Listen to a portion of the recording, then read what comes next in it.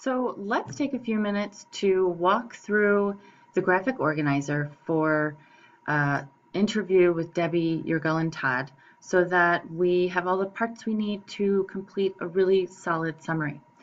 So first thing that I always do when I'm trying to summarize a piece of writing is I read the very first paragraph and the very last paragraph.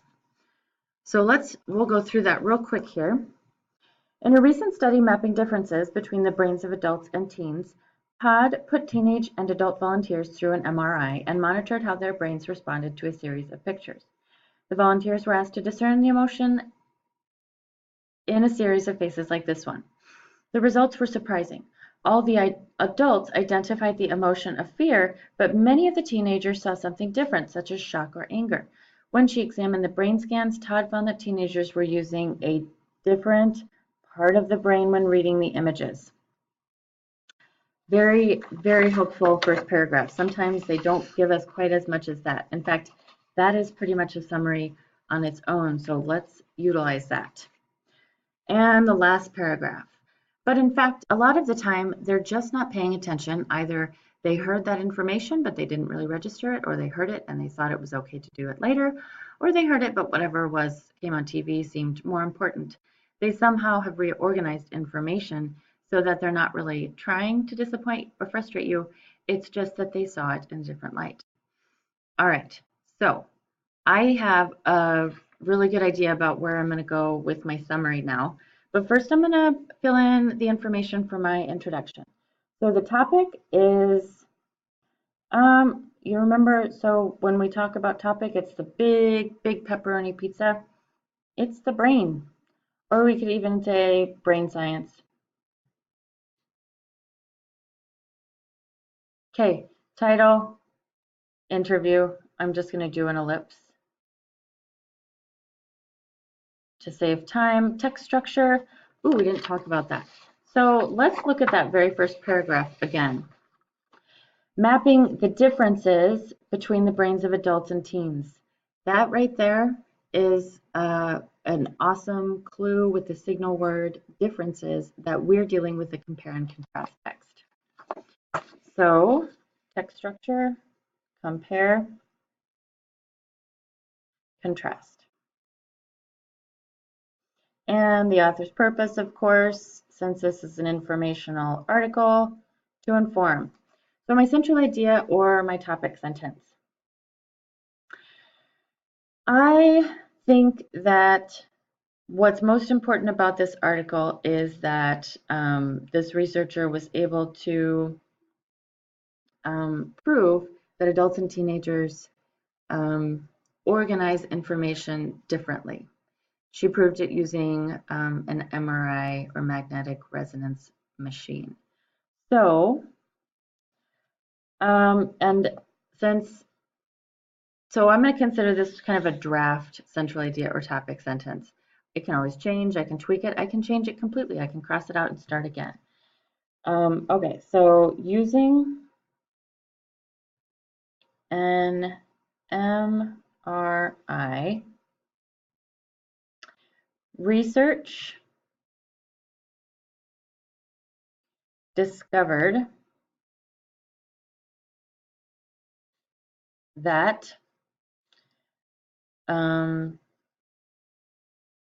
teenagers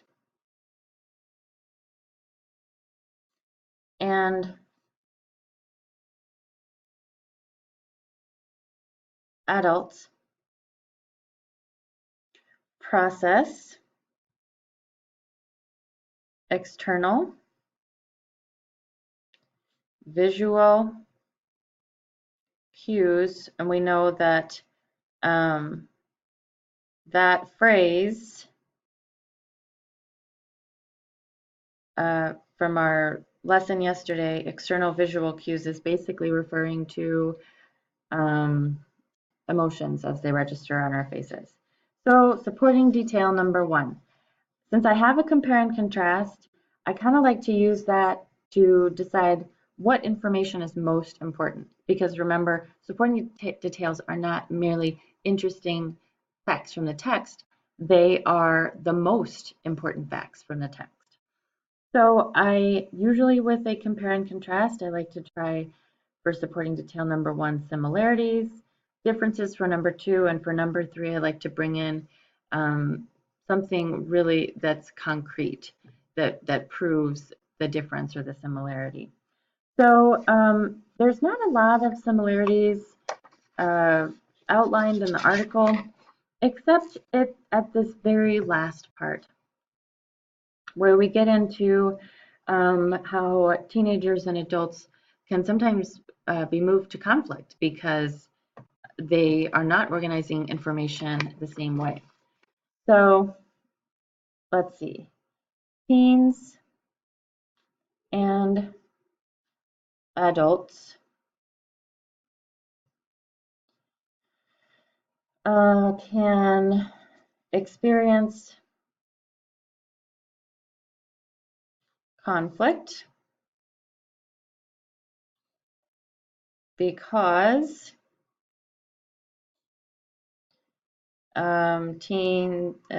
they process external visual cues differently. Okay, supporting detail number 2, differences.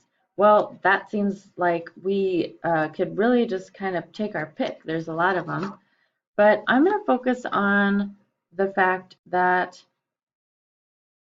adults and teens, well, let's see, adults recognize the emotion fear 100% of the time. I'm going to qualify this. In the study, adults recognize the emotion fear 100% of the time, period. However, comma, teens